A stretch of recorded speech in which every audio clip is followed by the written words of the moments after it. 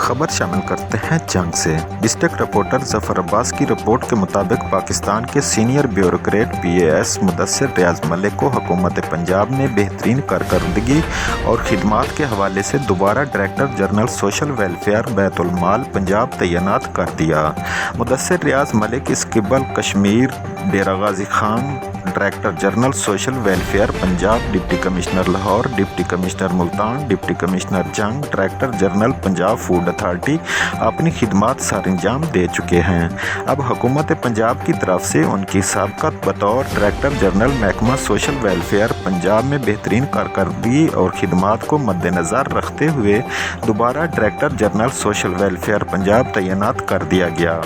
آپ جب بھی کسی ضلع ڈویژن یا جس بھی سرکاری ادارے کے سربراہ رہے تو وہاں کی عوام کے مسائل کو سب سے پہلے مد نظر رکھنے والے اور ان کے مسائل کو حل کرنے والے،